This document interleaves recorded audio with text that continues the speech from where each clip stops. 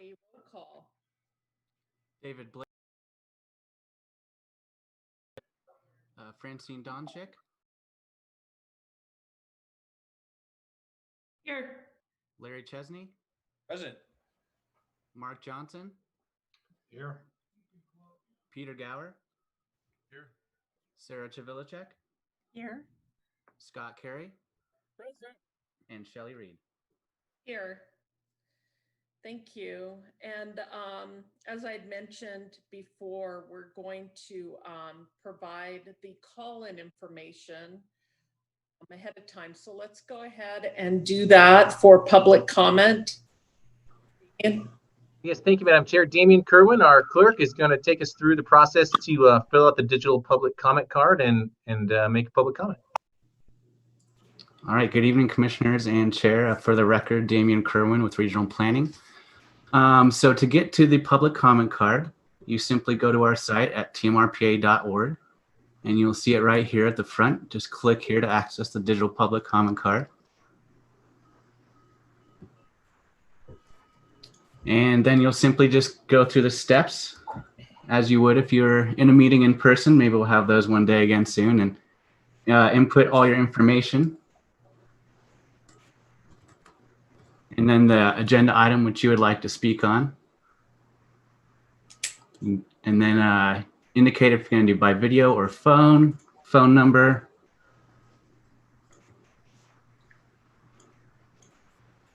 And then if you want to put any additional information, you can do that here. Oh, hold on. Looks like you have to be specific about the number.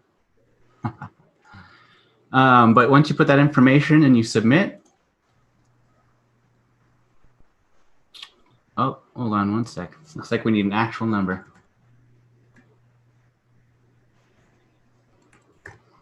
There we go.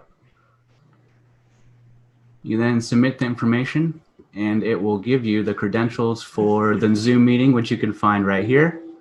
And then if you want to follow along with the live stream on YouTube, you can do that here.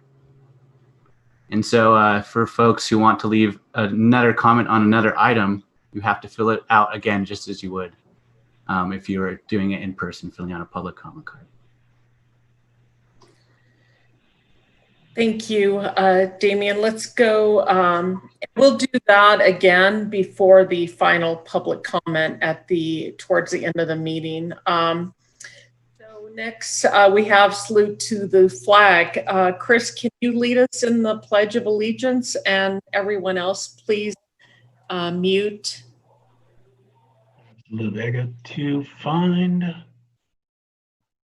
the flag. Where is it?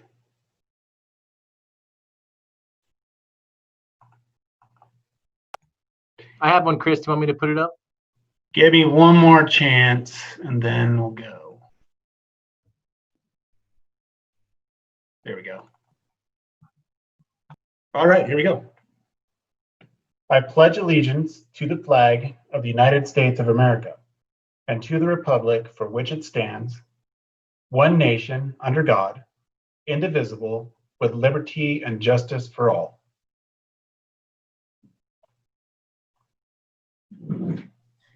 Thank you.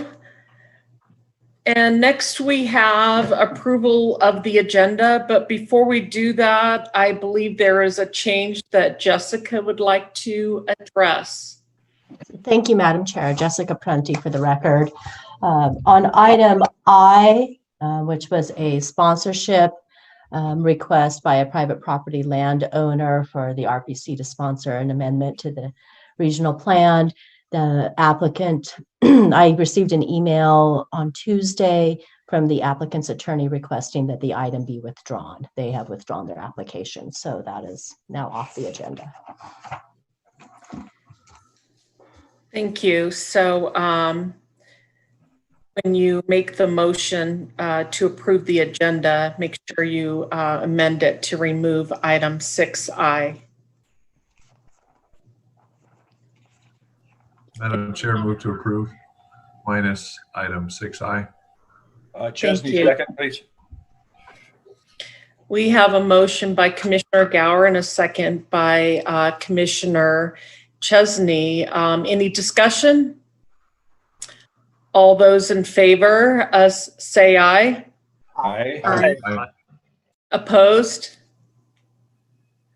Motion passes unanimously. Next, we have public comment. And do we have anyone on the line for public comment? No, we do not. Okay, so let's close public comment and move on to item 5, which is approval of the minutes for July 16, 2020 meeting. Madam Chair, I move to approve the minutes from the July 16th Regional Planning Commission meeting. Commissioner Chesney, second. Okay, we have a motion by Commissioner Blako and a second by Commissioner Chesney. Any discussion? All those in favor, say aye. Aye. Aye. Opposed? Motion passes unanimously. Next, 5B is approval of the minutes of the July 23rd, 2020 meeting.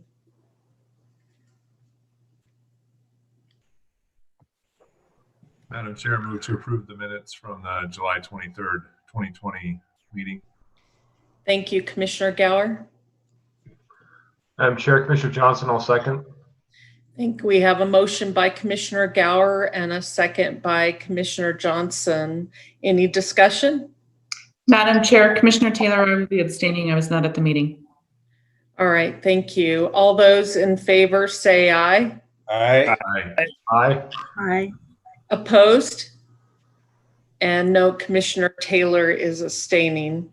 Motion passes. Next, we'll move on to item 6, which is our business of the day, starting with 6A, which is Resolution 20-02, Director Smith. Thank you, Madam Chair. It's Jeremy Smith for the record. And I'm happy to read this resolution of appreciation into the record for the amazing Sarah Chavilicek. Resolution number 20-02, RPC Resolution of Appreciation for the service of Sarah Chavilicek as Chair of the Regional Planning Commission from 2019 to 2020. Whereas Sarah Chavilicek served as the Chair of the Regional Planning Commission, or RPC, in 2019 through 2020, and whereas throughout her tenure, Sarah Chavilicek engaged in and efficiently guided numerous policy discussions and regular business items, and whereas during Sarah Chavilicek's service as Chair of the RPC, she led the RPC in the discussion of a wide range of regional topics, including the 2019 Regional Plan Update, housing affordability in the Truckee Meadows region, public infrastructure and services, the future growth of our region, and the recruitment of a Director of Regional Planning. And whereas Sarah Chavilicek ensured that the discussion and deliberation on all items that were heard by the RPC during her tenure as Chair were focused on the appropriate issues with careful and thoughtful consideration. And she also participated in these discussions in an invested and engaged manner. And whereas Sarah Chavilicek hosted efficient and inclusive meetings and worked with staff in a timely manner to address any concerns she may have had as Chair. And whereas Sarah Chavilicek supported the efforts of TMRPA to provide data-driven, thoughtful analysis for public and private decision makers and was continually committed to supporting comprehensive and innovative approaches for planning in our region. And whereas Sarah Chavilicek always treated staff with a great deal of respect and appreciation, and staff always enjoyed her focused, efficient, and thoughtful leadership during the commission meetings. And whereas Sarah Chavilicek continually emphasized the importance of public participation in general and in increasing the role of public participation in the decision-making process. And whereas Sarah Chavilicek successfully navigated the many steps required to update and recommend final adoption of the 2019 Regional Plan with grace, efficiency, and good-humored leadership. Now, therefore, be it resolved that Sarah's colleagues on the Regional Planning Commission and TMRPA staff express their gratitude to Ms. Chavilicek for her conscientious public service as the Chair of the Regional Planning Commission from July 2019 to July 2020. So that's great. Do we need a motion on this to accept this, or is there any action? Any action needed on this? It is for possible action. I think, Jessica, can you weigh in? Do we need a motion? Legal counsel, please. Yes, you guys can make a motion to accept the resolution since it is a resolution of this body. Commissioner Chesney, I move to to accept the resolution as written. Thank you. Commissioner Gower, I'll second and just say that I think that Commissioner Chivilchek did an excellent job shepherding the regional plan update into its resting place as the new regional plan. So congratulations with that and a great job as chair. Well, you were a great mentor, and I was wonderful to follow in your shoes because you started it. So thank you. Thank you very much, Peter. We have a motion by Commissioner Chesney, a second by Commissioner Gower. Any further discussion? All those in favor signify by saying aye. Aye. Opposed? Motion passes unanimously. Item 6B is Resolution 2003, Director Smith. Thank you, Madam Chair. Jeremy Smith again for the record. This resolution is for Jim Barnes, who served on the commission for many years, and he's joined us here on the Zoom call. So thanks for joining us, Jim. I'm going to be happy to read this into the record. Resolution number 20-03 of the RPC, Resolution of Appreciation for the service of James Barnes on the Truckee Meadows Regional Planning Commission.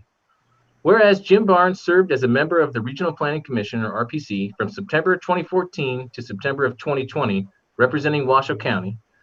And whereas Jim Barnes served as chair of the RPC from July 2016 through July 2017, representing the region with thoughtful leadership and a spirit of collaboration.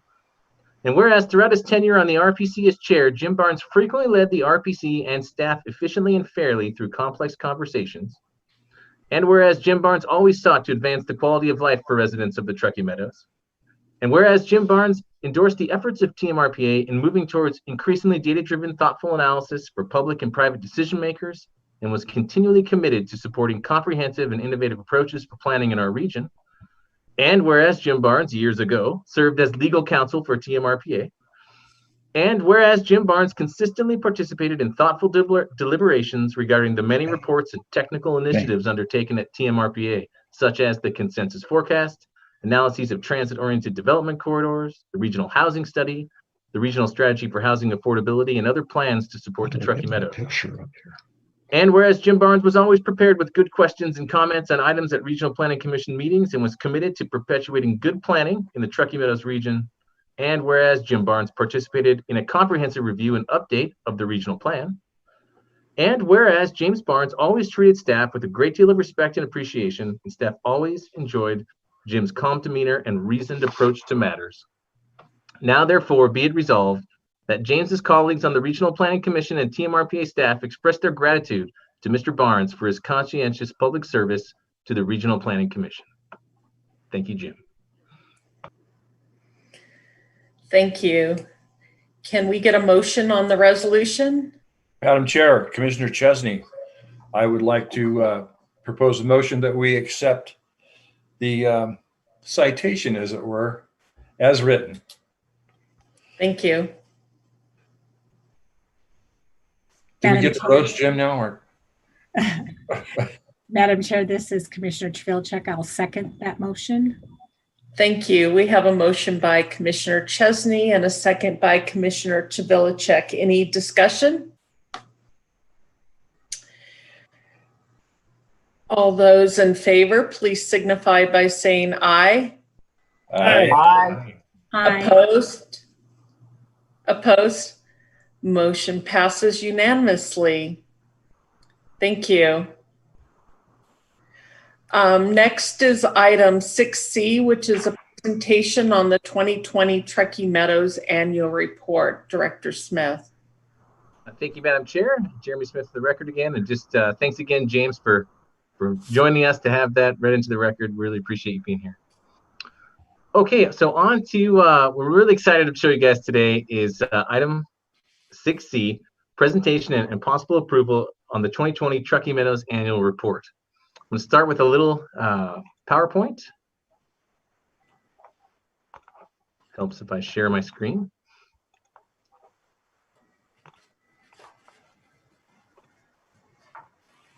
Okay, are you guys seeing a full-size slide there? Yes. Thank you. Okay, let's see, I have to dig out one piece of paper. Here we go. Okay, so it's actually an NRS, Nevada Revised Statute, submit a complete report to the Regional Planning Commission and Regional Planning Governing Board by April 1st of each year. The purpose of these reports is to indicate any action taken within the previous calendar year which furthers or assists in carrying out the policies or programs contained in the 2019 regional plan, and any work relating to the plan that is proposed for the next calendar year. And so here you can see the list of jurisdictions and affected entities that did submit plans. We typically do want to get those in before April 1st, but given we had the plan update last year and we didn't really necessarily know what we were even asking for in terms of the implementation of the new plan, we were more relaxed on that deadline, and that's why we're here in September talking about it. But we're committed to bringing that earlier next year. We kind of saw this year as a bit of an interim step to figure out how we could improve this annual reporting process. You might notice that in the packet, we have bundled all of the reports that were submitted in their entirety and submitted that as part of the packet. Typically, since I've worked at regional, so I don't think this is always been the case, but for the past 10 years or so, we haven't really done a very good job of presenting that material.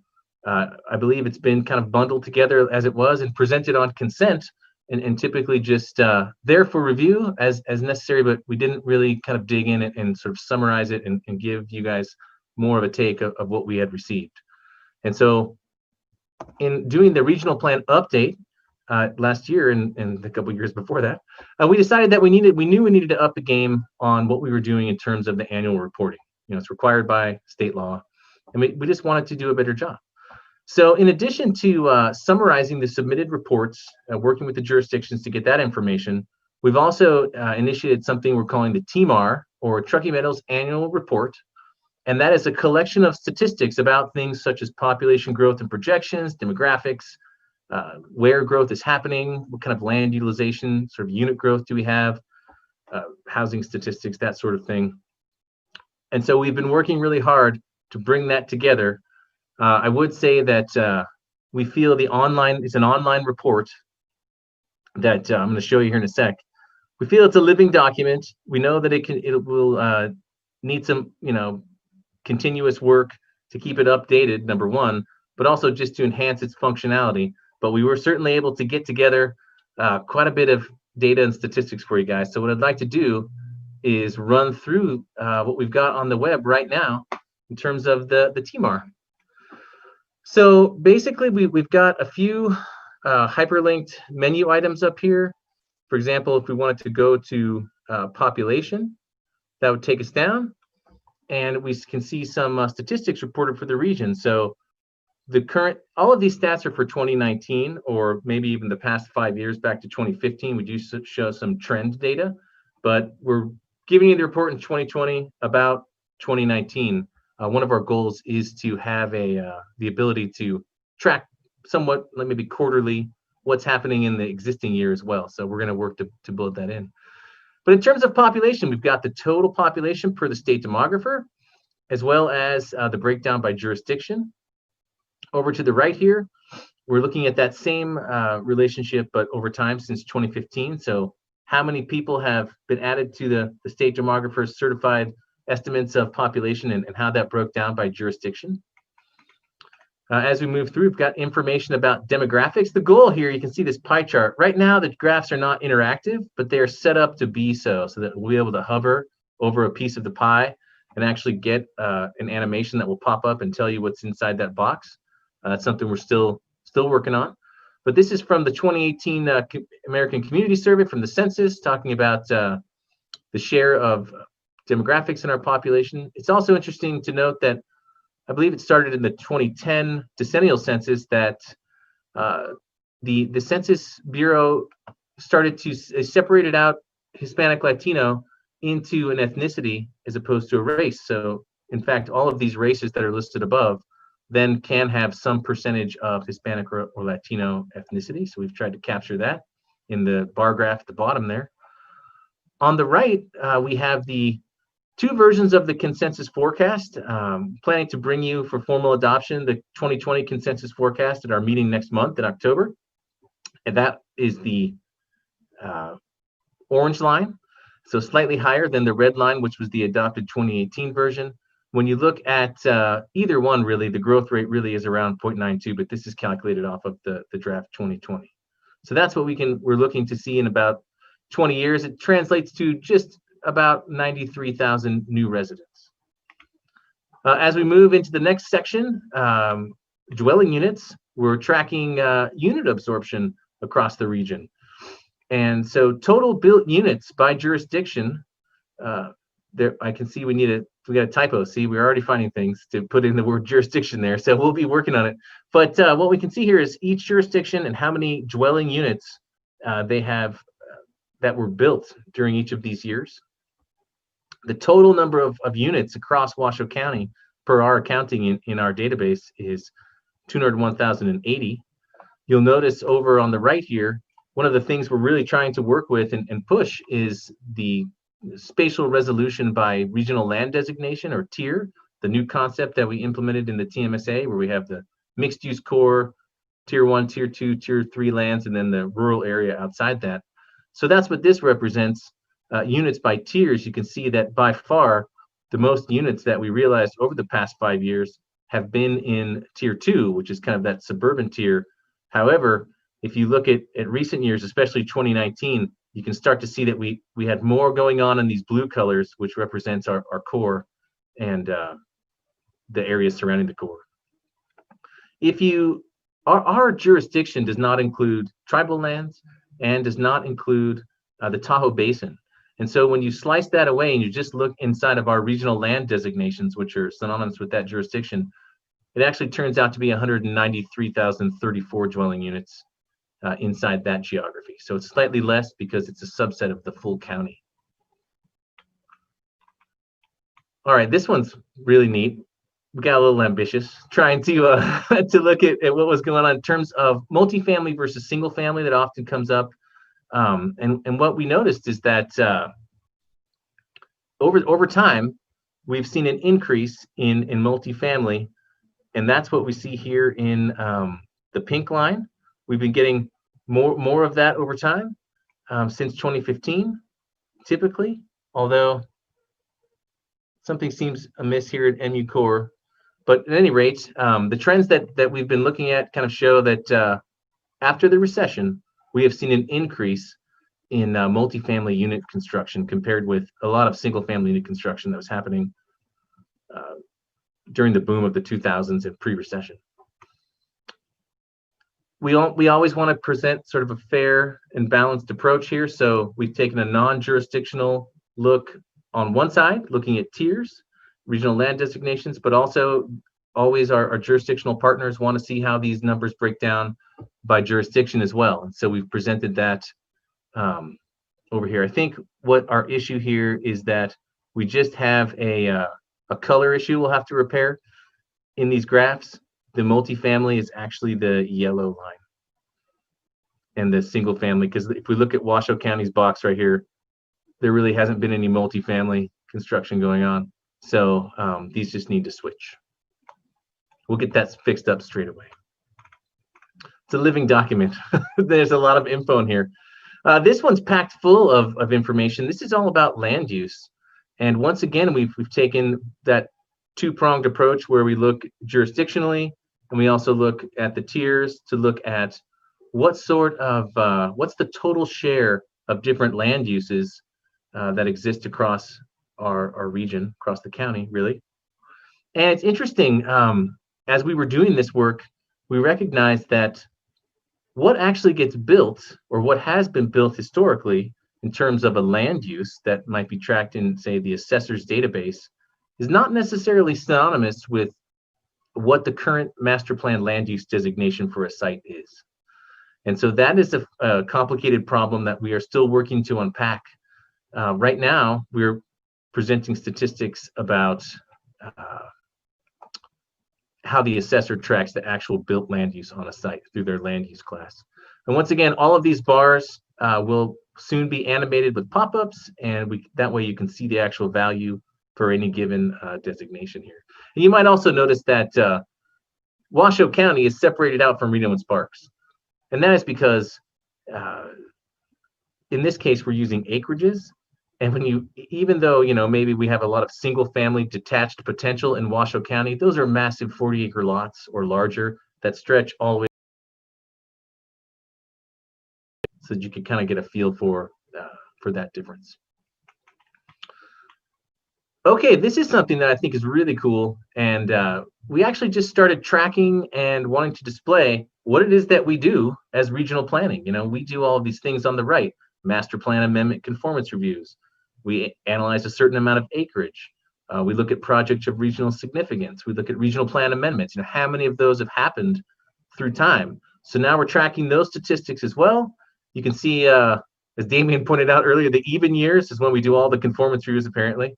But it's just the way it comes down.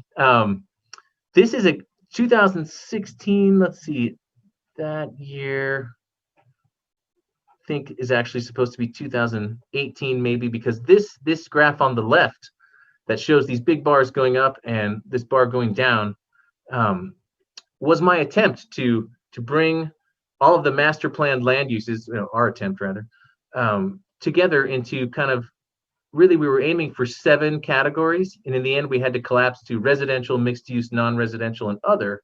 But what we wanted to look here is, what's the delta? You guys look at these conformance reviews all the time, but what is that accumulating effect? What you can see is that in 2018, we had a massive loss, this blue bar shooting down, of a non-residential use. And in this case, I'm pretty positive it was the industrial land use category. And then we had an addition of residential and mixed use. That is more likely than not the Stonegate development, which changed an industrial area into a residential area. So it's just interesting to have these statistics on hand, to know what it is that we're doing when we make these decisions and how they stack up year over year, and sort of what's the directionality.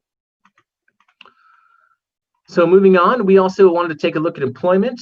So again, our consensus forecast values are to the left here. The red line represents the adopted 2018 consensus forecast, and the 2020 draft forecast is in orange. Now, when we first put this together back when I was working on it in May, we were still pretty early into the pandemic scenario, and we weren't sure how that was necessarily going to affect the employment forecast. Since enough time now has gone by, I've been looking at some of the data from Dieter, and we're still about 7.5% below, from a current employment statistics perspective, where we were in March of this year. And so we thought it would be prudent, given that this data feeds into our planning models, the transportation demand model, that kind of thing, that we downgrade the start point for the year 2020 rather, to reflect that big surge in unemployment. And so we actually applied a 5% down factor to that for total jobs. But you can see that it matches the slope of the red line pretty closely, and it looks like about a 1.06 average growth rate across that period. Pretty quick in the near term, which I imagine will be true as hopefully we absorb a lot of those jobs back that were recently unemployed. And then over here on the right is the existing 2019 fourth quarterly census of employment and wages from Dieter and the Bureau of Labor Statistics, broken down by 2-digit NAICS categories. So it's the share of total jobs for any given category. Construction is huge, right? That's this big blue one coming out to the right. Educational services are also quite big, along with accommodation and food services. So this is going to improve, and we're going to get some interactiveness in here, and also, just continue to vet the source data and try to present this in a way that's understandable. But this is our goal, to deliver these kinds of regional absorption statistics at a minimum on an annual basis, and shooting for a quarterly basis, actually. And finally, down below, we have summaries that we have taken from the submitted materials that are included in your packet, and tried to make them a little bit more accessible for a cursory read. And then, of course, if you wanted to dig in and find out what does towards zero waste mean, you could go down in and get a hold of the climate action plan, or dig into the reports that are as submitted. Okay, so with that, I'm going to minimize this. I'm sorry you had to see that. Go back here to, here's the actual URL for that for that site. Pretty simple, teamrpa.org, TMR. It just came online right before the meeting. So if you tried to go there, you would have noticed it was not available, but now it is unveiled. And finally, we have a suggested motion, and I'm happy to answer any questions. Thank you, Jeremy. That's very exciting to see that tool. I think it'd be really, really super useful. Does any of the commissioners have questions for Jeremy? I don't have, as Commissioner Chesney, I don't have a question, but I have a comment. I've sat in several meetings in the last month where Jeremy and the staff from Regional have given presentations, and I have to say that the work that the small staff at Regional is doing is so many light years ahead of Washoe County for sure, and any of the agencies that we've had joint meetings with. It's absolutely phenomenal considering the size of his staff. Very to be commended. Extremely excellent work. End of my story. Any other questions or comments? I'll entertain a motion. Madam Chair, I'm prepared to make a motion. Go ahead, Commissioner Blaka. I move to accept the submitted annual reports and the 2019 Truckee Meadows annual report. Commissioner Chesney, second. Thank you. We have a motion by Commissioner Blako and a second by Commissioner Chesney. Any further discussion? Okay, I'm going to start the roll call votes now. So can we please have a roll call vote? Yes, of course. David Blako. Aye. Francine Donchik. Aye. Kathleen Taylor. Aye. Larry Chesney. Aye. Mark Johnson. Aye. Peter Gower. Aye. Sarah Chavilicek. Aye. Scott Carey. Aye. And Shelley Reed. Aye. Motion passes unanimously. Thank you, Jeremy. Item 6D is a regional plan conformance review of Cordova Master Plan Amendment. Director Smith. Thank you, Madam Chair. I'll go ahead and read it into the record. Item 6D for possible action, the public hearing. Regional Plan Conformance Review, City of Reno Master Plan Amendment, Cordova MPA CR 20-017, to adopt a master plan amendment from suburban mixed use to large lot neighborhood. The plus or minus 11.23 acre site is located on the west side of the canal, approximately 2,000 feet south on Quillitsy Ranch Road from its intersection with South Verdi Road. For this presentation, we have policy analyst Nate Kusha. Thank you. Good evening, commissioners. For the record, Nate Kusha, Team RPA. So, all right, so this conformance review, as Director Smith noted, is for the Cordova Master Plan Amendment, case number CR 20-017. It can be found starting on page 121 of your packet. So this master plan amendment is proposing to change the master plan land use on roughly 11.23 acres from suburban mixed use to large lot neighborhood. The subject site is located on Quillitsy Ranch Road, approximately 2,000 feet south of its intersection with South Verdi Road, as shown on the regional location map on this slide. And regional planning staff has concluded that this master plan does conform with the 2019 Truckee Meadows Regional Plan. So the subject site is located within the Tier 2 regional land designation. Under the 2012 regional plan, the subject site was actually part of the Western Gateway Regional Center and thus was given a mixed use designation. As part of the 2019 regional plan update, the regional centers and transit-oriented development corridors were removed and replaced with the tiering system known as the regional land designations. So this de-intensification of land uses on the subject site will better implement the policies of the 2019 regional plan.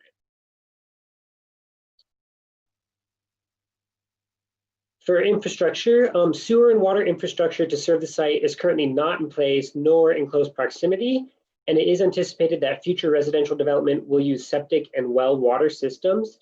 Thus, the lower density land use requested is more appropriate for this viable option for residential development on currently vacant parcels that are less likely to develop under the current suburban mixed-use land use designation in the near future. In addition, due to the proximity of the subject site to the Truckee River, which you can see on the map on the slide, the less intense development allowed for by the large lot neighborhood land use is more appropriate and in order to reduce the potential impacts to natural resources in the area. So with that, policy RC9 of the 2019 regional plan identifies the 5 factors that the RPC must consider when evaluating for conformance. These are listed on the slide here.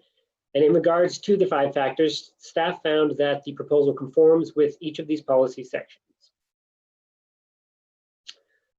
So with that, the proposed motion is on the screen overhead or on page 124 of the meeting packet.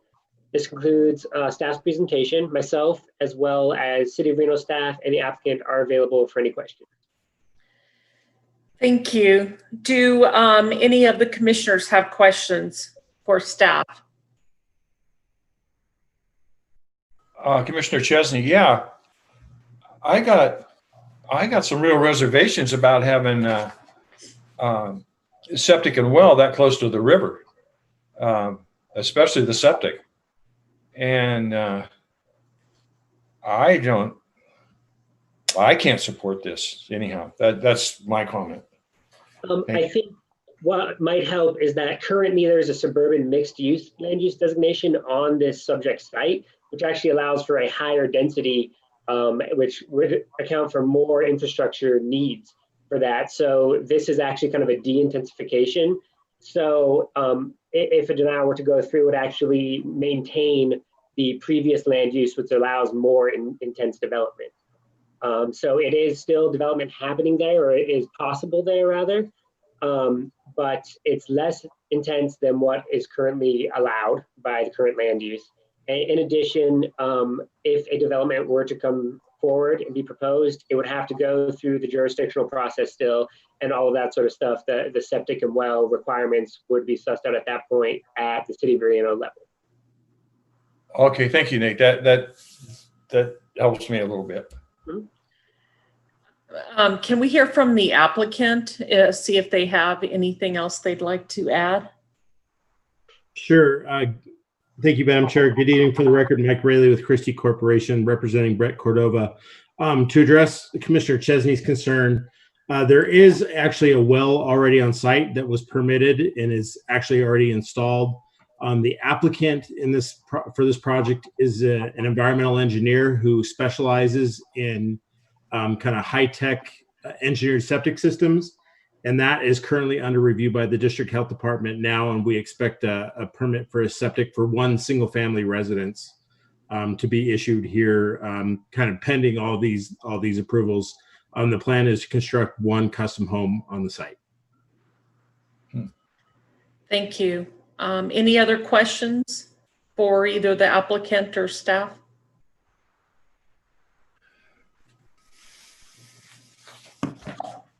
Seeing none. This is a public hearing item. Do we have anyone waiting for public comment? We have not received any public comment for this item. All right, let's okay, go ahead and close public comment. Any further discussion or motion? Madam Chair, Commissioner Taylor, I'll make a motion. Thank you. I move to find the Cordova Master Plan Amendment to the City of Reno Master Plan in conformance with the 2019 Truckee Meadows Regional Plan based on the findings listed in the staff report.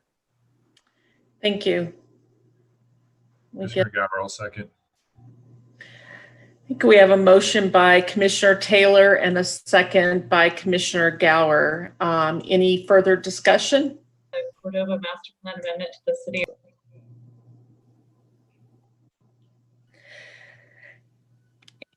See none, can we please have a roll call vote? David Blako, Aye. Francine Donchik, Aye. Kathleen Taylor, Yes. Larry Chesney, Aye. Mark Johnson, Aye. Peter, Sarah Chavilicek, Aye. Scott Carey, Aye. and Shelley Reed. Aye. Motion passes unanimously. Thank you, everyone. Next is item 6E, is a regional plan amendment and a conformance review for 5 Ridges. Director Smith. Thank you, Madam Chair. Before I read this into the record, I'd like to just point out that this is our first non-utility corridor regional plan amendment after the new plan. And one of the things that we attempted to do during the plan update was to try to streamline this process and put these things together. And so that's why on your agenda you see an A and a B. So the A will be for the regional plan amendment portion, and then B is describing the conformance review of the master plan amendment that accompanies the request for the regional plan amendment, and it will require 2 motions and 2 votes. Okay, so for item 6E for possible action, public hearing, regional plan amendment and City of Sparks comprehensive plan amendment conformance review, 5 Ridges. The parcel is generally located at 555 Highland Ranch Parkway. A is for the possible adoption of RPC Resolution 20-04, providing a recommendation to the Regional Planning Governing Board regarding an amendment to the 2019 Truckee Meadows Regional Plan. 1, for requests seeking inclusion into the Truckee Meadows service area from the rural area. 2, for requests seeking inclusion of the subject parcel into Tier 2 land. And 3, for a request to add the subject parcel to the City of Sparks' sphere of influence. And that would be RPA 20-002. And then B, the conformance review aspect. Conformance reviews City of Sparks comprehensive plan amendment to apply land use designations of intermediate density residential for approximately 10 acres and open space for approximately 24.71 acres of the approximately 34.71 acre parcel, CR 20-016. For this presentation, we have Regional Planner Chris Tolley. Hello. I am going to go ahead and share my screen, so give me a second. You can see the presentation? Excellent. All right, good evening, Commissioners. Chris Tolley, Team RPA. Thank you for the opportunity to present regarding the case. As introduced, the cases before you are for the 5 Ridges project. The 5 Ridges proposal includes 2 subcomponents as identified by Director Smith, and we'll just go over those again for the record. The first component, agenda item 6.E.A, is an amendment to the 2019 Truckee Meadows Regional Plan, that is Team RPA case RPA 20-002, for inclusion of the site in the Truckee Meadows service area from the rural area. The RPA will be detailed further on the following slide. The second component, agenda item 6.E.B, is the City of Sparks Comprehensive Plan Performance Review to apply the City of Sparks land uses of intermediate density residential and open space to the subject site. In that case, CR 20-016. The IDR, or intermediate density residential land use, is proposed for approximately 10 acres on the east side of the property, and the open space is proposed for approximately 24.7 acres on the west side of the property. For the 5 Ridges project, regional planning staff concludes that each subcomponent conforms with the 2019 Truckee Meadows Regional Plan, and there are 2 proposed motions which are provided at the end of the presentation. Finally, you can find the regional form map shown on the right-hand side of the screen.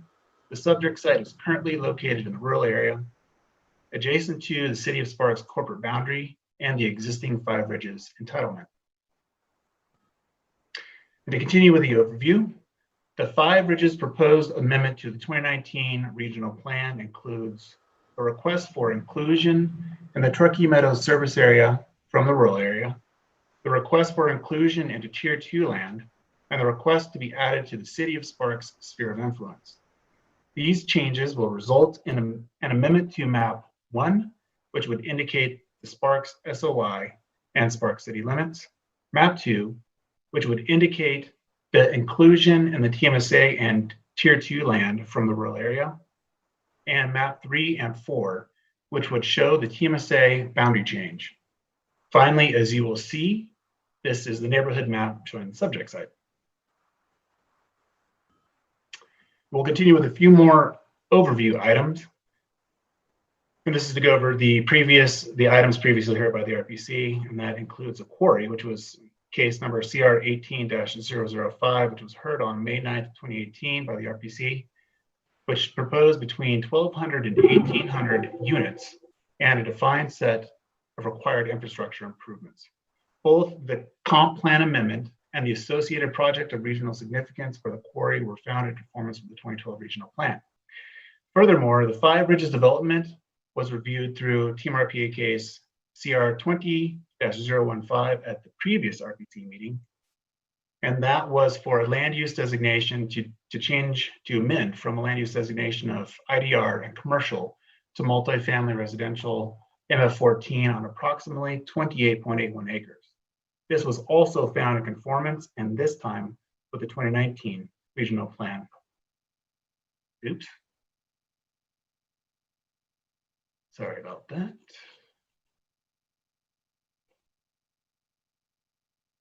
And then to continue, one more second. Continue with background at the City of Sparks, and this would include July 27th, the Sparks City Council sponsored the amendment to the 2019 regional plan. The proposal, this is be in total, as analyzed by the City of Sparks, includes an amendment to the existing development agreement to reflect inclusion of the subject site, an annexation request, a comprehensive plan amendment, rezone, and the sponsorship previously mentioned. The City of Sparks process, generally speaking, includes review by the Planning Commission, and then to regional planning for review, and then final review by the Sparks City Council, and that is again in general. Sparks has a long-standing history of effectively and dutifully managing regional planning concepts applicable to the jurisdiction, such as the Truckee Meadows service area boundary. In an interrelated manner, the City of Sparks staff approached the subject case with an emphasis on being excellent regional partners who wanted to ensure that the requisite regional approvals detailed on the previous slides were in place prior to the Sparks City Council acting on the annexation in the case.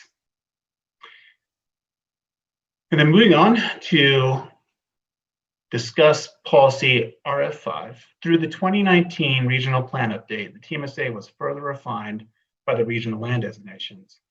The agreed upon framework was to increase scrutiny of proposals that sought inclusion in the TMSA or to change regional land designations.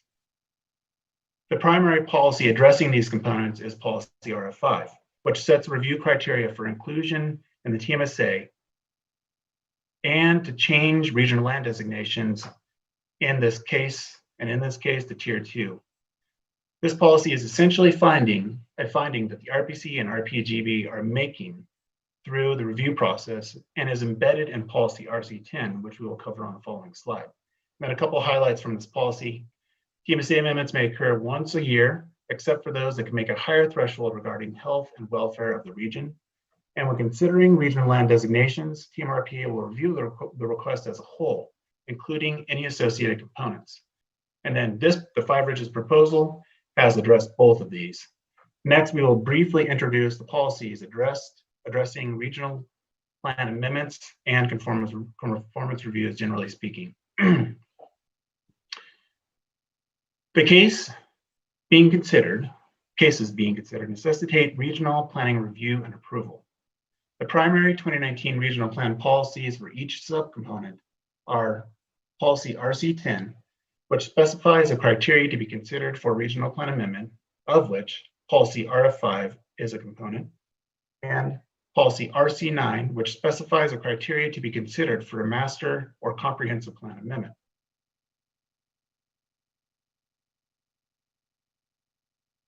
Continuing from the previous slide, policy RC10 identifies the 7 criteria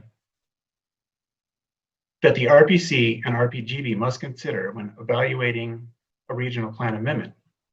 In regards to the overall criteria, staff found that the proposal to include the subject site in the TMSA Tier 2, and Sparks SOI conforms with the regional plan. Here are a few highlights of staff's analysis for criteria 1 through 5. The existing 5 Bridges entitlement does not propose additional units. The proposal will benefit and the existing or planned 5 Bridges development. The existing 5 Bridges development agreement provides for infrastructure to serve the site, including the subject property. The request is not anticipated to significantly impact natural resources, and there are no anticipated intergovernmental impacts. And then regarding criteria 6, the vision, goals, and policies of the regional plan, staff has reviewed the criteria and policy RF5 and determined that the requested actions conform. In particular, the inclusion into the TMSA from the RA and into Tier 2 lands provides for circulation improvements, infrastructure delivery, continuity of land use planning, addresses a regional need for open space, and doesn't shift the community-wide infrastructure investment pattern regarding the priority tiers. Regarding policy RC2, sphere of influence, the City of Sparks conferred regarding the proposal, provided adequate rationale for the proposal, and provided the accompanying comprehensive plan amendment to reflect the land use changes. Regarding criteria 7, the proposal is not anticipated to negatively impact the health and welfare of the community. And finally, Team RPA anticipates no additional impacts from the proposal. Those were identified when the original project was approved. And now moving on to the conformance review portion of this item. Policy RC9 of the 2019 regional plan identifies 5 factors that the RPC must consider when evaluating conformance. These are listed on the slide. In regard to the factors, staff found that the proposal conforms with each of these policy sections. Here are some of the primary parts of staff's analysis. The proposal supports the existing 5 Bridges entitlement, which includes a range of housing types and sizes. The existing 5 Bridges entitlement and development agreement are not being changed in terms of the overall number of dwelling units and infrastructure requirements, and the proposed City of Sparks land use for the subject site, intermediate density residential for 10 acres on the eastern side, and open space for 24.71 acres on the west side, match the existing land uses both in Washoe County and the City of Sparks. In conclusion, the previous slides presented a summary of the proposal and staff's analysis. As noted, staff recommends approval of the proposal, including the adoption of RPC Resolution 20-04, providing a recommendation of adoption to the Regional Planning Governing Board and finding that the proposed amendment to the City of Sparks Comprehensive Plan conforms with the 2019 Regional Plan. The proposed motions are listed on the screen or on page 154 of the meeting packet. This does conclude my presentation. However, Team RPA staff, City of Sparks staff, and the project owner and representative are available for any questions. Thank you much. Thank you. Do any of the commissioners have questions for staff? Madam Chair, I have a question. It doesn't necessarily relate to the item details, but relates to regional planning's review of the request in the new regional plan. So I guess if there are specific questions about the item, maybe those should go first. Are there any questions about the item? Go ahead, Commissioner Gower. Thank you, Madam Chair. Jeremy or Chris, I'm just curious how your review of this went. This, I think, was the first opportunity to review a request like this under the new regional plan. Were there any lessons learned? And I guess kind of where I'm going is, kind of as each one of these come through, we're looking at precedent setting. So just kind of wanted to get your feedback on that. From my perspective, I think trying to keep both this case and then a higher level view of what these would look like coming through, and trying to keep kind of a mind's eye on the long-term goals, if you will, as well as looking at this again. So, you know, I think all of us as staff, and we discussed this many times, are aware that you could, you talk about precedent, but I don't think that we envision this as necessarily a precedent-setting case. And to that degree, one of the primary conversations I know that's in my hand is that there could be changes throughout the TMSA in regards to the boundary that result in efficiencies. And I think kind of in a general sense, that would be in line with what is being proposed here. So for myself, my review, and those of us assisting, which would be Nate and Jeremy, I mean, I think that lined up with the long perspective, which we're still shaping, and very much aware of that happening, as well as the right now view of the first one coming through the blocks. If that hopefully helps clarify, and Jeremy, you can add to that if you want. Thank you. This is Jeremy Smith for the record. I echo what Chris just said. I feel that certainly there's been some lessons learned on sort of how to characterize the amendments in terms of the new plan. Bundling the master plan amendment that is actually being sought for the site along with the regional plan amendment, I think is helping to streamline the process. And I do think that, the creation of the TMSA certainly happened before I was involved in regional planning. And so I don't know, exactly what happened, but I don't know that it was necessarily a stringent analysis along the lines that we're looking at now in terms of infrastructure provisioning and just the approach we've taken with the tiers. So I feel that the boundary is there, and it's not a bad boundary or anything, but little edge adjustments, are sort of like one track versus another track, which would be, hey, someone has an idea to open up hundreds of acres for a new development, right? That's a very different, that would, I think, be obviously a more substantive review. It would require, this review of this one, there was an existing development agreement in place that already is set up with that Five Bridges development that covers quite well many of the questions we would ask in terms of coming into the TMSA, changing between tiers. That stuff's already there and figured out. And in fact, this amendment as proposed will increase the efficiency of being able to do that infrastructure delivery per that development agreement. So that's a good thing. But I think it's going to be a different story when it's a brand new fresh land that is being sought to be added in for a large development. And I guess that was kind of part of the question too, was did you feel that the criteria was there for you to conduct that evaluation, conduct a full evaluation, that you had the tools that you needed in the regional plan to do that? That is another interesting, very pertinent question, not only because of the case, but I think as myself, and I know staff in our discussions looked at this as, as a test as well of the policy to see if it elicits what we thought going into it, elicits terms of review. And for me, it did. But I think this is something that is going to have to be shaped and tested over a longer time.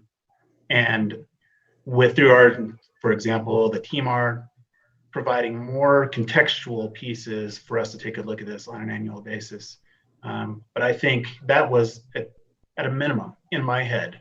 And I know other staff in our discussions and looking at how the policy functioned and if it gave us what we needed, at least for this one, and then looking forward as well. So, yes. Did that answer your questions or concerns, Commissioner Gower? It did. Yeah, I appreciate you, Madam Chair, giving me the option to ask those questions. And Jeremy, Chris, thanks for your candid feedback. And we also have City of Sparks and the applicant here if there's anything that they would like to add before we move on to public comment.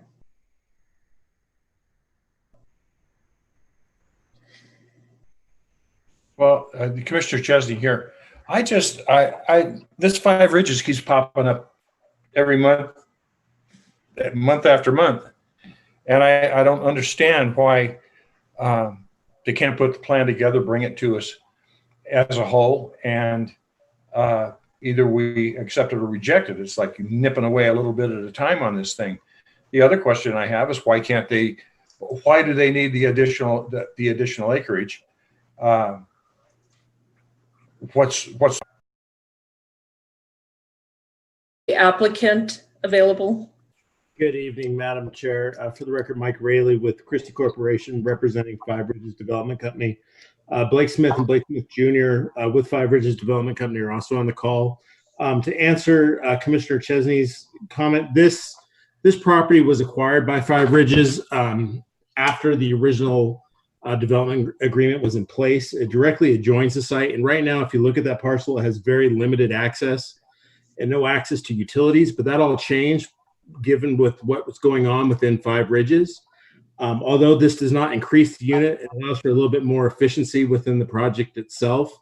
All the infrastructure needed to serve that particular piece of property is now in place with Five Ridges, so it makes sense to bring it into the project, since it really fundamentally is part of the project now, just from even a topographical perspective. So that's the rationale here. The amendments that were before you here recently were kind of cleanup as the project has evolved over the last 4 or 5 years.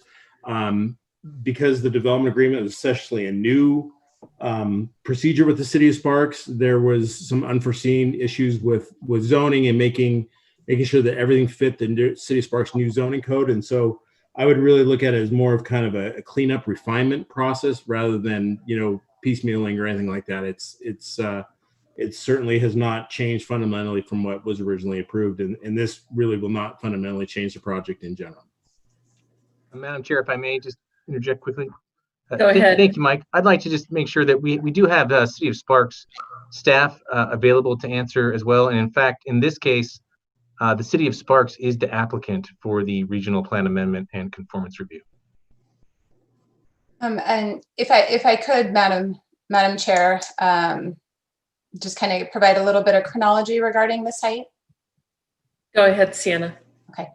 So Sienna Reed with the City of Sparks, for the record, just to kind of back up and provide a little bit more detail on what Mike had outlined. Basically, there was a fairly significant land use change in 2018. That's when the development agreement for Five Ridges with predominantly residential development was adopted. And then ultimately, as ownership changed and land use plans were evaluated, you did see a comprehensive plan land use amendment a bit earlier this year. That was a very minor amendment, really to kind of shift some commercial and single family areas to multifamily areas. And so, what we have right now is a request to ultimately add in a little less than 35 acres of property that is already owned by the master developer for Five Ridges. It is a site that would be quite difficult to develop if not accessed through Five Ridges. We do have BLM land and then also HOA land surrounding the site. So while it may seem that there have been items that have come forward to the Regional Planning Commission, it's really just been, the initial kind of development plan in 2018 and one comprehensive plan use amendment other than the one that you have before you tonight to date. Thank you, Sienna. That clears a lot up. Thank you. Any other questions? All right, this is a public hearing item. Do we have anyone waiting for public comment? We do not for this item. All right, thank you. Let's close public comment and bring it back to the commission. Any other questions or further discussion? Commissioner Carey. Thank you, Madam Chair. I just wanted to extend my appreciation to regional planning staff, Washoe County staff, and our staff at the City of Sparks. I really like the process that this regional plan amendment and conformance review on the land use change went through. I think, with this property being contiguous to the city limits, NRS does provide for annexation by the city, but I liked how this was packaged as one one item and taken for review to the Sparks Planning Commission, the City Council, this body, and I think it's just good public policy to allow for a full comprehensive review as we've done with this project. And I hope that it does set a precedent for, I think that the way collaboratively with Washoe County staff and RP regional staff, I think it did set a good precedent, and I would like to see future amendments follow the spirit of the regional plan and the intent of the regional plan in processing future amendments. Thank you, Commissioner Carey. Any further discussion? There are two motions being entertained. The first one is the regional plan amendment. Commissioner Carey. Sure, I'll take a stab at the motion for the regional plan amendment. I move to adopt RPC Resolution 20-04 regarding amendments to all maps of the 2019 Truckee Meadows Regional Plan based on the findings listed in the staff report. Thank you. We have a second. Commissioner Blako, I'll second that. We have a motion by Commissioner Carey and a second by Commissioner Blako. Any further discussion? Can we please have a roll call vote? David Blako. Aye. Francine Donchik. Aye. Kathleen Taylor. Aye. Larry Chesney. Aye. Mark Johnson. Aye. Peter Gower. Aye. Sarah Chivilicek. Aye. Scott Carey. Aye. And Shelley Reed. Aye. Thank you. That motion passes unanimously. And then we have the next motion is for the conformance review. Commissioner Carey. Thank you, Madam Chair. I'll try to make it 2 for 2 on this one. I'll make a motion on the conformance review. I move to find that the 5 Ridges amendment to the City of Sparks comprehensive plan is in conformance with the 2019 regional plan based on the findings listed in the staff report. Thank you. Commissioner Blako, I'll second that one as well. Okay, great. Commissioner Carey made the motion with the second by Commissioner Blako. Any discussion? Can we please have a roll call vote? David Blako. Aye. Francine Donchik. Aye. Kathleen Taylor. Aye. Larry Chesney. Aye. Mark Johnston. Aye. Peter Gower. Aye. Sarah Chivilicek. Aye. Scott Carey. Aye. And Shelley Reed. Aye. Thank you. Motion passes unanimously. Next, we have item CF, which is a discussion and possible action to sponsor a regional plan amendment for technical corrections. Director Smith. Thank you, Madam Chair. Jeremy Smith for the record.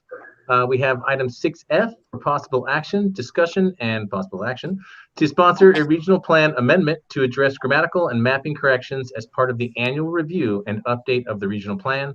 We have a short presentation from Regional Planner Chris Tully.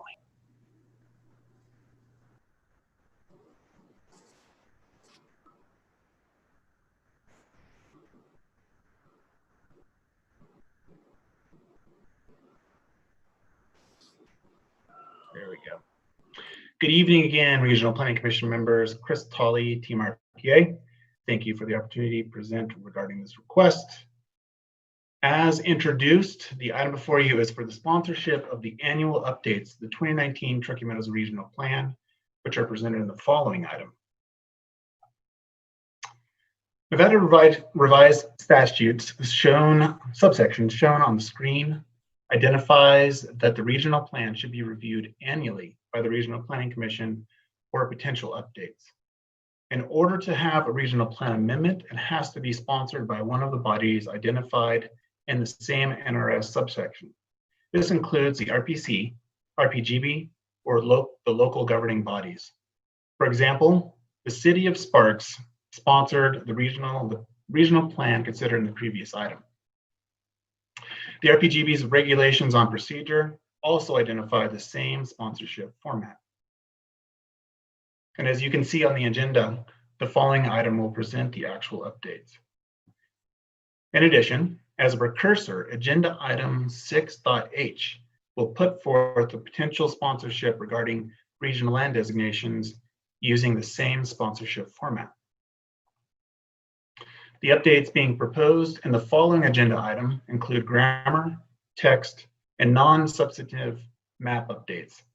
Finally, TMRPA recommends the RPC sponsor the proposed amendment. And with that, the proposed motion is listed on the slide or on page 184 of the meeting packet.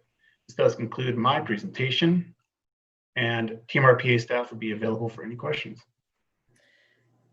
Thank you, Chris. Do any of the commissioners have questions for staff?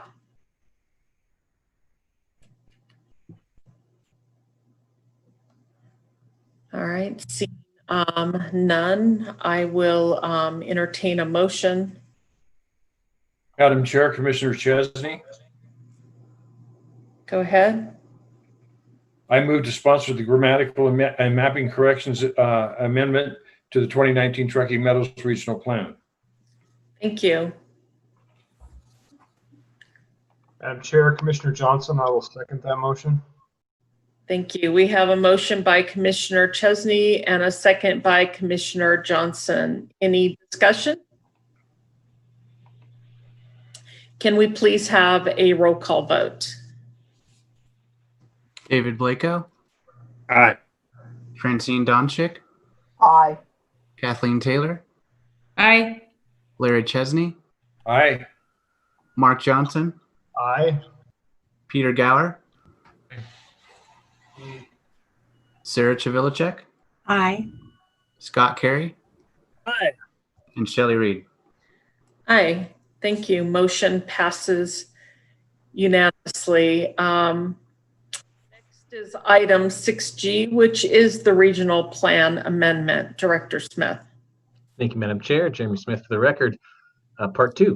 So item 6G for possible action, public hearing, regional plan amendment, annual review and update of the regional plan, possible adoption of RPC resolution 20-05, providing a recommendation to the RPGB regarding the annual review and update of the 2019 Truckee Meadows regional plan conducted by the RPC pursuant to NRS 278.0272, including grammatical and mapping corrections. We once again have Regional Planner Chris Tolley to take us through. Hello, once again. All right, Chris Tolley, TMRPA. Thank you for the opportunity to present regarding this case as well, or this item as well. First, the 2019 regional plan was adopted by the Regional Planning Governing Board on October 10th, 2019. Following adoption, staff began to build a list of grammatical and mapping corrections to be fixed during the annual review of the regional plan, as required by NRS. Regional Plan Amendment Case RPA 20-003 presents the update and corrections to the Regional Planning Commission. Finally, Regional Planning staff concludes the proposed amendments conform with the goals and policies of the 2019 Truckee Meadows Regional Plan. As prefaced in the previous item, the NRS subsection shown on the screen identifies that the regional plan should be reviewed annually for potential updates by the Regional Planning Commission. Corrections to the regional plan included grammatical corrections, minor text refinements for further clarity, reference corrections, date and cover page corrections, and other documents referenced incorrectly, and adjustments for consistency. Finally, all sections of the plan were affected. There's a small version of the updates, and we'll go ahead and take a look at the full version.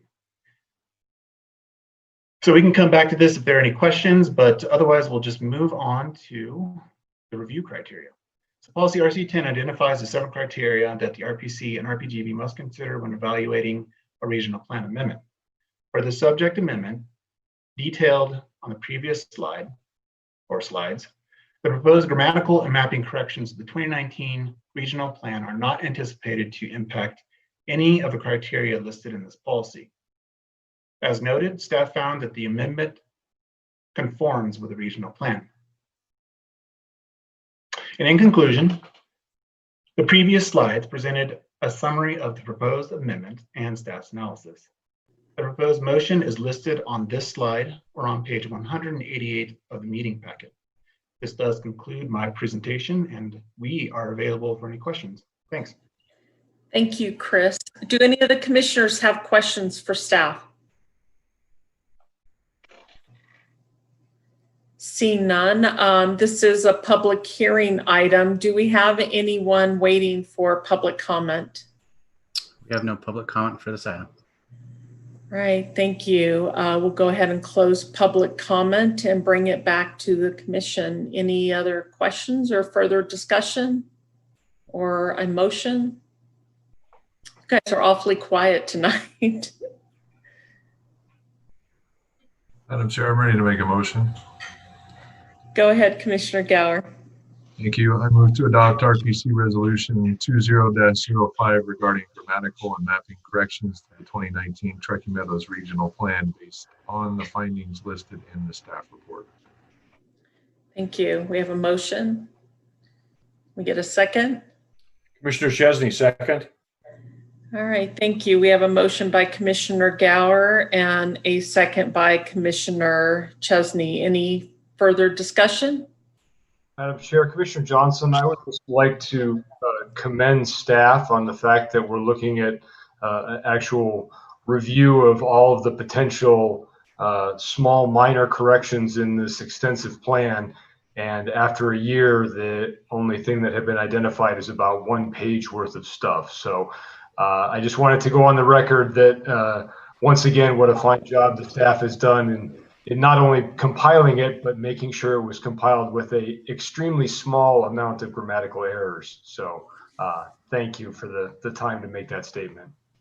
Thank you, Commissioner Johnson. I saw a lot of heads bobbing up and down in agreement. So I think a lot of us echo those sentiments. So any other discussion? Can we please have a roll call vote? David Blako. Aye. Francine Donchik. Aye. Kathleen Taylor. Aye. Larry Chesney. Aye. Mark Johnson. Aye. Peter Gower. Aye. Sarah Chavilicek. Aye. Scott Carey. Aye. And Shelley Reed. Aye. Thank you. Motion passes unanimously. Let's move on to item 6H, which is discussion and possible action to sponsor a regional plan amendment for possible boundary adjustments. Director. Thank you, Madam Chair. Jeremy Smith for the record. So item 6H for possible action, discussion and possible action to sponsor a regional plan amendment to address possible adjustments to regional land designation boundaries established during the adoption of the 2019 regional plan. For this, you'll have me to talk to you again. Just going to get the PowerPoint pulled up here. Okay, so sponsorship to adjust the regional land designation boundaries or tiers that we've put into the new plan.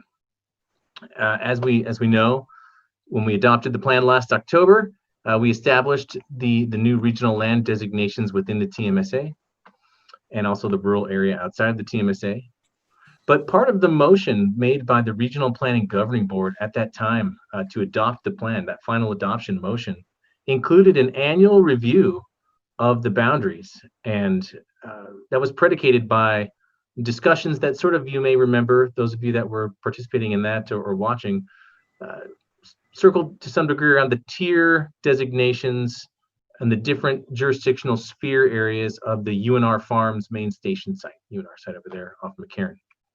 And so, but other areas were also indicated, and potentially, you know, the idea was that we would take a wide look at those boundaries. Well, one of the things that has yet to be completed, but obviously we're working on it. We're trying to get as much as we can done, is the public infrastructure investment plan. That's the idea where we're going to do our best to try to coalesce all of the good planning work about infrastructure and services that already exists and try to really understand, where are we planning for new schools? Where are we planning for sewer expansions? And how does that all work together or potentially not work together? And where in the region do we already have the ability to sort of link into existing capacity for infrastructure in a way that's efficient and easy? And really underline the concept of the tiering. We'd like to get there for the boundaries of the tiering of those designations to be set based on those kinds of inputs.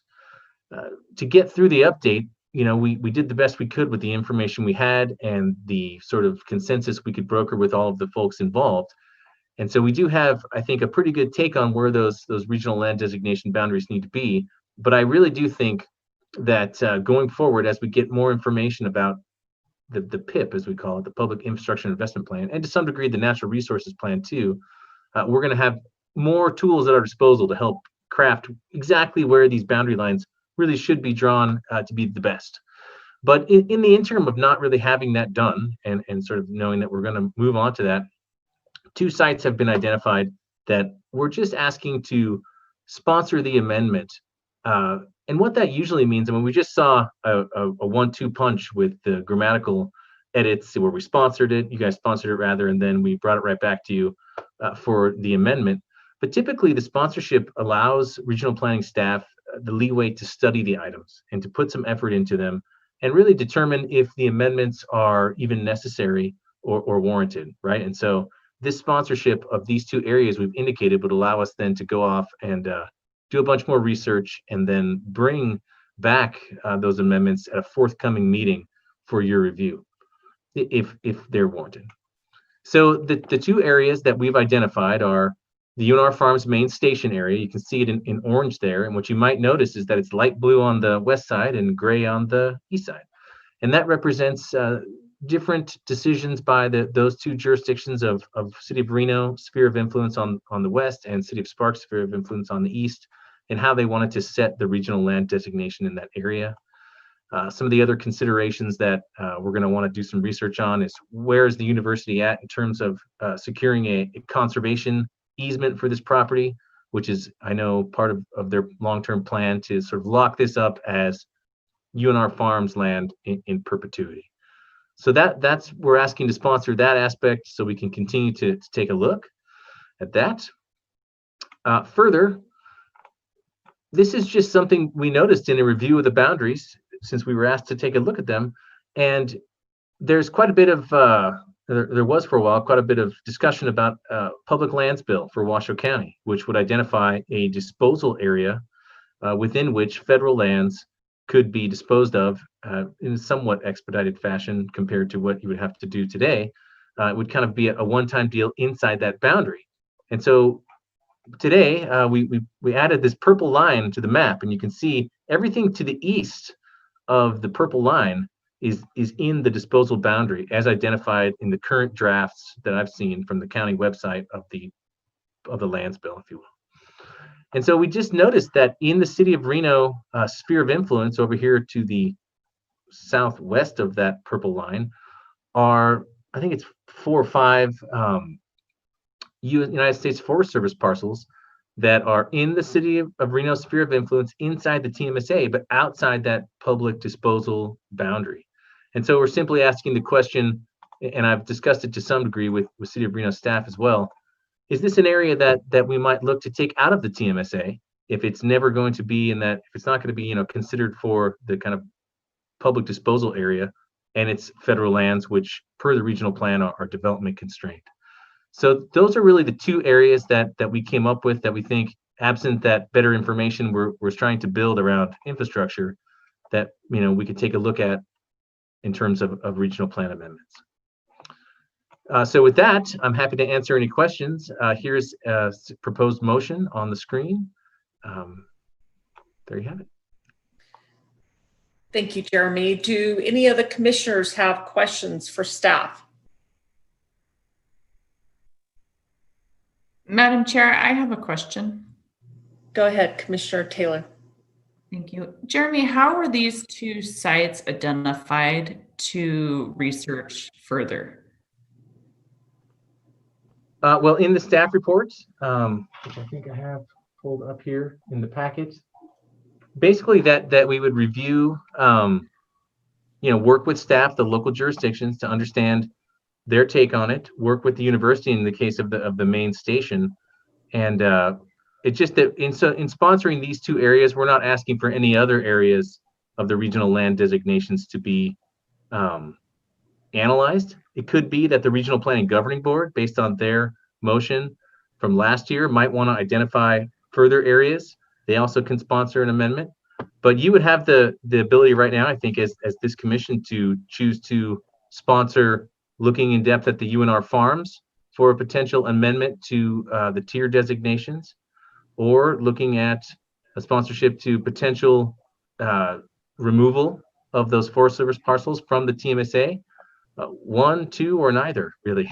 I guess I'm just wondering, how did these two pieces get brought to this point? How did you identify these two areas? Oh, well, the UNR main station area was identified during the update process last year. And okay. I mean, you probably remember there were several letters and we had many discussions during the meetings leading up to final adoption. And so we knew at that time that we would want to revisit the main station site a year later. So that was kind of already in our brains. And I just am interested in the public lands bill, and our team, RPA staff team, we're always looking into what are the ramifications to regional planning and concepts of sprawl and opening up new land for development. And I saw a potential here to go the other direction and maybe reduce the footprint of the TMSA in an area that doesn't seem like it would be slated for development ever. So that was just our analysis that brought that to light. Okay, then Madam Chair, I have one more question. When you research these areas, is there going to be a recommendation or not a recommendation for moving them into a different tier? Is that what will follow the research process? Correct. If the research process, say, for example, we go to the Forest Service parcels and we talk with the Forest Service, talk with the City of Reno further, try to understand, maybe there are plans in that area that we're not aware of at this time. I mean, just because we've sponsored the amendment, my understanding is we don't necessarily have to bring the amendment back. So it could, through the research process, not come back, and we could report on why it didn't. Likewise, with the main station, there was some desire from Regional Planning Governing Board members to bring that City of Reno sphere area into the third tier. So that would be a consideration, but I think also we need to talk about what's the status of the conservation easement. Is that going to actually happen? And if so, how does the tier setting impact the viability of that? And so those will be sort of the research tracks. And again, I don't think that we necessitate bringing the amendment back, but I did see that our legal counsel has raised her hand. And so I'd like to defer to her, the expert in these legal matters. I'm glad you saw that because I didn't see her raise her hand. Go ahead, Jessica. Thank you, Madam Chair and Director Smith. If you choose to sponsor the amendments, my first recommendation is that you would take that in 2 actions for both of these areas. And in my legal opinion, even without sponsoring the amendment, you can still give staff direction to perform their research and analysis of these subject areas and come back with a recommendation of whether staff thinks there should be an amendment at all.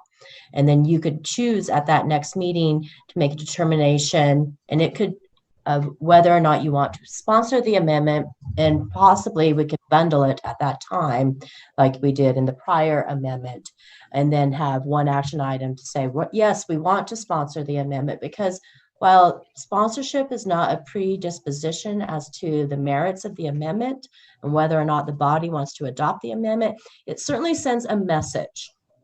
And so if you today say, hey, we want to sponsor both of these amendments to change the tier designations on the UNR farms and potentially the tier designations on the Forest Service lands, that is going to trigger a response.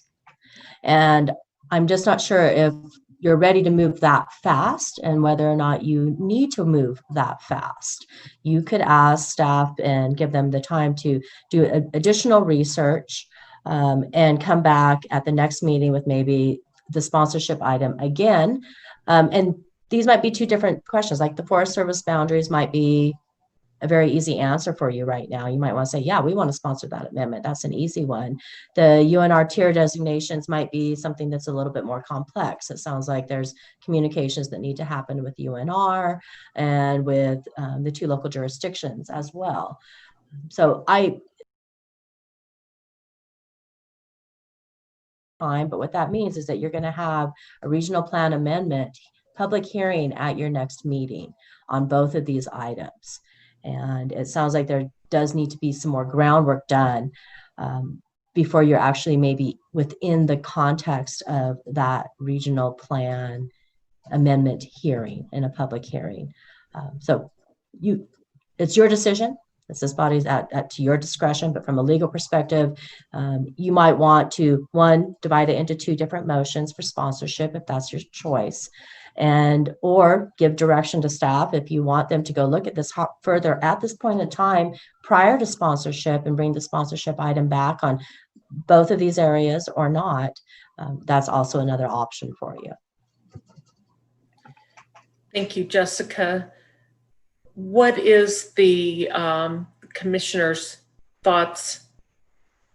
Maybe go around and see what each of your thoughts are. Commissioner Gower, what would your preference be? Thank you, Madam Chair. I guess if I could ask a quick question of legal counsel, just a clarification in the motion. It says that it goes to the governing board at their meeting. If we sponsor it, what's the purview of their reaction or answer to that sponsorship? Can they modify it? The governing board can sponsor an amendment on its own. My understanding what's going to be going to the governing board is essentially a report, right? Because the governing board, when they adopted the plan in October of last year, and they didn't say bring it back for an amendment, but they said we want to make sure that we review the tier designations within a year. And so what I anticipate happening and what we've discussed, Director Smith and staff and I, is that at the October meeting of the governing board, they'll come back and report on this body's decisions today and whether or not there was a decision to sponsor. And the governing board at that point in time might say, Director Smith, we want to sponsor an amendment to amend the tier designations on the UNR farms, or we want to sponsor an amendment on this. Or they may not. They might just say, okay, thank you for the information. We're going to let the RPC go through this process. Regardless of who sponsors the amendment, it's still going to come, the amendment itself has to first get heard by this body in a public hearing that's duly noticed in the newspapers. And then you make a recommendation to the governing board of approval or not of the amendment. And if you recommend approval, then it goes to the governing board for final adoption, if that's their choice. If you say, no, we don't want to do it, then it can wither on the vine right here unless someone appeals that decision up to the governing board. If the governing board, and that's regardless of whether the Planning Commission or the governing board sponsors the amendment. So that's how the process flows. And I just think from a legal perspective, whatever action you choose to take today, I think that it should be two actions for both of the areas identified by Director Smith, because I do think that they are definitely going to be treated distinctly, and those should be separate hearings as well. So should we have two different possible motions then? I think so. Okay. And you could choose not to take any action today on sponsorship if that's your choice, or you could say, yeah, you know what, we're really interested in maybe taking a look at this, and we think that we're going to want to we want to sponsor an amendment, and we'll listen to the analysis at the time that amendment comes back. But I do believe that at that point in time, we will be having a regional plan amendment, and it will be sponsored by the RPC. Whether you choose to recommend approval of that amendment or not, That will be your decision at the next meeting, but you an amendment to change the tier designation. And I'm not sure if you want to do that yet. You will be sponsoring an amendment to change the tier designation of the National Forest lands. And I know that staff and Director Smith have ideas and recommendations in that regard. And maybe, like I said, I don't think there's a rush here.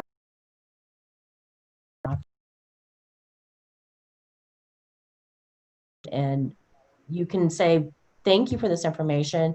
We want you right now. You can task staff and Director Smith right now to go back and do further research and bring back a recommendation and bundle it together like we did, like I said, on the last amendment of potential sponsorship and then the actual amendment itself, if that's your flavor. Commissioner Chivilicek, do you have any concerns or questions or preferences?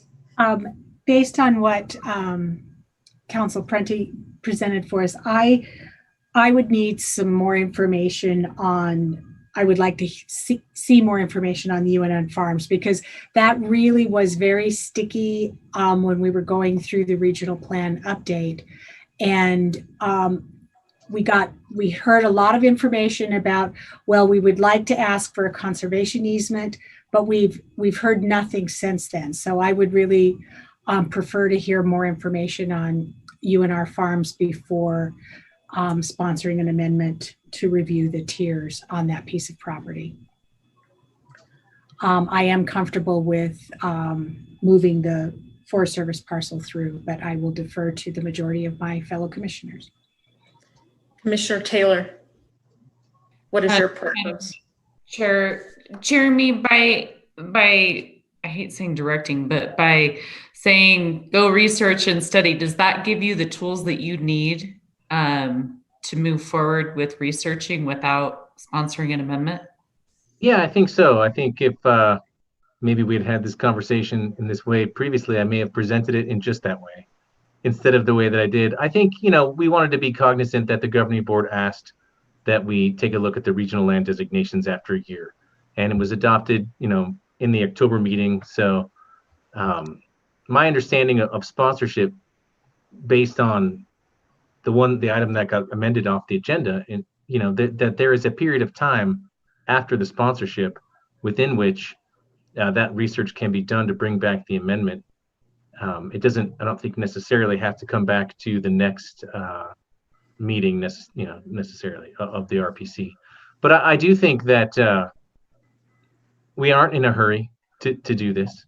And we just want it to be responsive to the request of the Regional Planning Governing Board. And that's why we presented it in this fashion. But I feel completely confident that we can do quite a bit of research and bring back a more holistic and comprehensive review of these two areas and, have a better take on whether or not we really ought to sponsor them if you want that for, say, your October meeting. Commissioner Chesney? Sorry, I guess I would be in supportive of asking Jeremy and his team to research more. Thank you. Thank you, Commissioner Taylor. Commissioner Chesney? I as I recall, during our discussions on the update of the regional plan, the Sparks was very, very concerned about the UNR farms. And I would really like to make sure that they feel comfortable that we're headed in a direction that they can live with. I mean, I got my regional planning hat on here. I'm not, even though I'm from Washoe County, I respect Sparks' concerns with the farm. So I would rather defer this and let them have an opportunity to really participate in the final decision. Thank you. Commissioner Blako? I believe that the wisest thing to do would be to research this further before making a judgment call tonight. Seeing that Jeremy is confident in bringing some more information to the next commission meeting or even the one after that. I think that's the way we should go with this. Commissioner Johnson? Thank you, Madam Chair. It seems to me, in agreeing with my other fellow commissioners, whether we ask for them to do some more research or move forward with actual sponsorship, it sounds like the next step is for us to receive additional information based on yet that I think if we move forward saying that we're sponsoring something, that regardless of the legal side of it, there's sort of a perception that we're in favor of whatever that may be.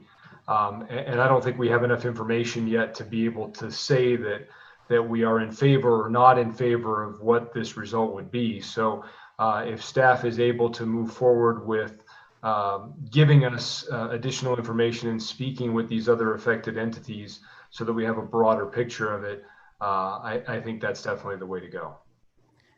I agree. Commissioner Carey? Thank you, Madam Chair. You know, my thinking on this one is I certainly concur with taking out the TMSA designation and the tier designation for the Forest Service lands. I think, you know, the backside of Peavine there is critical habitat, and from talking with Endow and recently, you know, that's important, and I don't see the Forest Service giving that up. I think it was excluded for a reason with the proposed Truckee Meadows Land Act. I think if we take out the Peavine Forest Service lands, I think that will make a strong statement to the federal delegation and the Forest Service moving forward that, you know, this area is not suited for urban growth in the future. So I feel comfortable moving forward on that one. You know, kind of hearing from our legal counsel and the discussion from the other commissioners on UNR farms, it seems like that one's a little bit more sticky and more research needs to be done on that one. I guess my question to staff is the proposed motion seems to combine both of the proposed areas to be modified. Does the proposed motion allow staff to perform the research that's been talked about from the commission tonight and to move forward on this amendment? I believe we would want a new motion that would sort of omit the sponsorship aspect and ask Team RPA staff to pursue further research and determine if a sponsorship of an amendment is appropriate. Thank you, Madam Chair. Jessica, go ahead. Thank you, Madam Chair. Commissioners, you could have a motion to sponsor an amendment in regards to the Forest Service parcels identified by staff and have that regional plan amendment come back to you at your next meeting, if that's the flavor of the group. You could also, again, you can have a motion to ask for further research and a report back on potential sponsorship on the UNR farms area. Or you can have research and coming back with more information and potential sponsorship on both of those areas, whatever this body would like to do. Commissioner Donchik.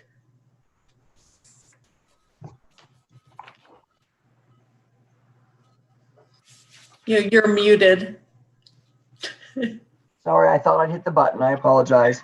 That's okay. I said I concur with my fellow commissioners. I think we need more information, but of course I'm coming in this kind of cold. I had not had any research or background into the history of this, so I will defer to the overall opinion of my fellow commissioners. Thank you. And I concur that we do need a little bit more research. So I'll entertain a new motion. If anybody wants to take a stab at it.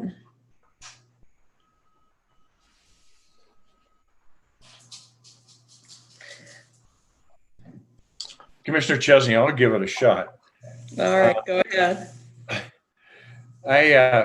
I would propose that we request staff to do further study and research on both properties, the Forest Service property and the UNR Farms property and return to us within the next, let's say by the November, no, not November, maybe December meeting, if that works for you, Jeremy.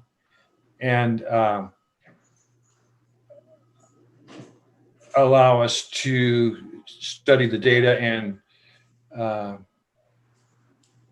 make a decision at that time. Madam Chair, I second. Hear that. I heard what Commissioner Chesney, but somebody else was speaking and I didn't hear what. I'm going to mute myself. Okay. Commissioner Taylor, I'll second that. Okay, so let me try to verbalize. That motion is basically to go do research on the 2 properties and come back to us by, what did he, November meeting? December meeting. Is that acceptable to staff? Yes.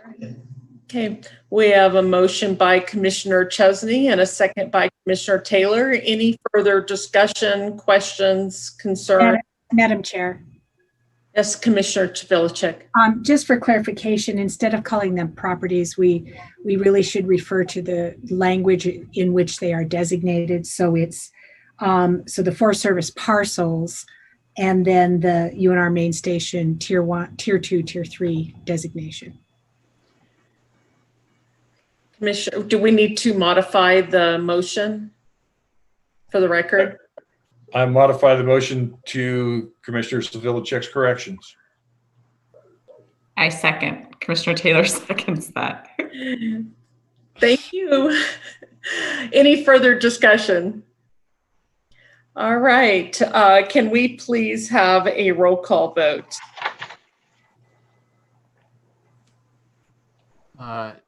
David Blako. Aye. Francine Donchik. Aye. Kathleen Taylor. Yes. Larry Chesney. Aye. Mark Johnson. Aye. Peter Gower. Aye. Sarah Chavilacek. I believe you were muted, but I believe that was an aye. Aye, yes. Scott Carey. Aye. And Shelley Reed. Aye. Thank you. That motion passes unanimously, and we look forward to getting more information at the December meeting. So before we move on, I'm going to have Damien provide the call-in information again. I don't know if you necessarily need to go through the form, but just to provide where they can get the information for before we have our last public comment, which will come up shortly. That sounds good. Damien Kerwin, for the record, with Regional Planning. I'm just going to share my screen so you know where members can access the digital public comment card if they would like to leave comment on a specific agenda item. Again, you just go to teamrpa.org and you can find it right here on our main site. And you would just click this right here to access the digital public comment card. And then you can go through and fill all of this out. And again, as I mentioned previously, if you want to leave a comment on another agenda item, you have to fill this out again. And you will also get an email with the Zoom credentials, and staff will also get an email that you have filled this public comment card out. Thank you. Thank you, Damien. Next is reports, starting with members and directors' reports. Thank you, Madam Chair. Jeremy Smith for the record. So just a couple items to report today. I guess it was August 14th meeting of the Regional Planning Governing Board. They voted to select me as the permanent director of regional planning. So thank you very much for your role in pushing that forward to them. And we didn't have an August meeting, so this is my first chance really in official capacity to tell you that happened. As we could see from the sponsorship item, I have some things to learn still about how to do a better job. So I'll continue to do that. But thank you again. I'm very excited to be installed in the official role. Also, we have, I wanted to let you know that we're working on the consensus forecast, as I mentioned kind of during the TMAR report. That information is going to come back to you for a formal adoption at the October meeting. In the interim, we're working with staff and what I call the Spatial Disaggregation Task Force to basically, I know it's a fun name, to put those temporal projections onto the landscape as we have done previously to support the regional transportation plan, other infrastructure planning like water and wastewater, school planning, that sort of thing. And so that's very much in the works, and we have a consensus forecast online portal that many materials will be located on. So I'll be sure to pass that information on to you so you can access that portal and see what we're up to. And then the final thing is that also at a special meeting of the RPGB in early September, I believe it was, the RPGB voted to support this agency working on COVID efforts, the COVID response effort for the region. And what we've been up to is basically to help with a task force that the City of Reno, Mayor Sheevy had put together a group of advisors made up of medical professionals, doctors, public health experts, stats people, scientists, educators, media people, a neat group of advisors to create a messaging tool really about COVID risk that is based on like a suite of data metrics about the COVID pandemic, ranging from how many online applications or risk assessments, as they're called, is the health district receiving on a daily basis. You know, we did see as in some back in July around the 4th, a very rapid increase in those risk assessments, and that's an indication that people are having symptoms and they're sick. So we're working on that indicator.